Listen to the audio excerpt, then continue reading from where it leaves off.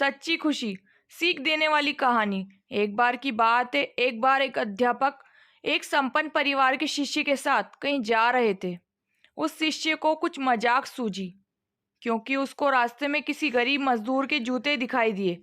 उसने अध्यापक से कहा, गुरुजी, अगर हम इन जूतों को छुपा दें तो कितना मजा आएगा। देखते हैं कि मजदूर पर इसका क्या असर पड़ता है। अब उसको तो मजाक सूझ रहा था, लेकिन गुरुजी ने कहा कि नहीं, गरीब इंसान के साथ इस तरह का भद्दा मजाक करना ठीक नहीं है। गुरुजी ने कहा, क्यों ना हम इन जूतों में कुछ सिक्के डाल दें और देखें इसका इस गरीब मजदूर पर क्या प्रभाव पड़ता है। उन्होंने ऐसा ही किया। जैसे ही मजदूर अपना काम करके लौटा और उसने एक पाँव अपने जूते में डाला तो उसको कुछ कठोर सा महसूस हुआ। उसने अंदर हाथ डाला तो उसको कुछ सिक्के दिखाई दिए। वो थोड़ा आश्चर्य में पड़ गया। आसपास किसी को देखा तो कोई भी दिखाई नहीं दिया। उसने दूसरा पैर अपने जूते में डाला और वापस उसको उसमें कुछ सिक्के दिखाई दिए। अब दोनों जूतों के सिक्कों को उसने अपने हाथों में रखा और प्रभु की तरफ इशारा किया, हे प्रभु, पता नहीं किस भले मनुष्य ने ये सिक्के मेरे जूतों में छुपाए हैं, लेकिन जिसने भी छुपाए हैं उसको मेरी दुआ है, ताकि इन पैसों से मैं अपने बच्चों और पत्नी के लिए कुछ खाना और दवाइयाँ ला सकूंगा। और इतना बोलकर वो वहाँ से चला गया। इस बात को शिष्य और अध्यापक दोनों सुन रहे थे।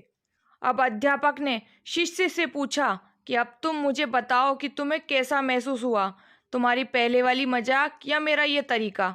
उसने कहा कि गुरुजी, मैं आपसे क्षमा चाहता हूँ। अब मुझे समझ आ गया है कि सच्ची खुशी किस चीज़ में है।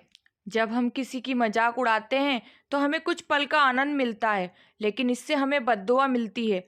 लेकिन अगर हम किसी की मुश्किल परिस्थिति में मदद करते हैं और जिसकी भी हम मदद करते हैं उसको भी नहीं पता कि हमने उसकी मदद की है, लेकिन अंदर ही अंदर हमें पता है कि हमने उस इंसान की मदद की है, यही सच्ची खुशी है। जब हम दूसरों को खुशी देते हैं तो हमें सच्ची खुशी मिलती है। इसी तरह खुशियाँ बांटते रहिए, लोगों की मदद करते रहिए और दान करते रहिए। जिसके भी आप काबिल हो, जितना भी आपसे बन पड़े, दान करें। लेकिन दान जरूर करें, इसका मतलब ये नहीं कि अनिवार्य रूप से इतने रुपए दान करने ही चाहिए। अपनी क्षमता को देखकर करें, क्योंकि हर किसी की ज़रूरत अलग अलग हो सकती है। अगर आप किसी को पैसे का दान नहीं कर सकते तो कम से कम चीज़ों का दान तो कर ही सकते हैं। मुझे पूरी उम्मीद है कि ये दिल छू लेने वाली कहानी आपको अच्छी लगी होगी। आपका कीमती समय देने के लिए दिल से शुक्रिया। चैनल पे नए हैं तो सब्सक्राइब करना ना भूलें, बेल आइकन प्रेस करें ताकि मेरी नेक्स्ट वीडियो की नोटिफिकेशन मिल जाएगी। मिलते हैं नई कहानी के साथ।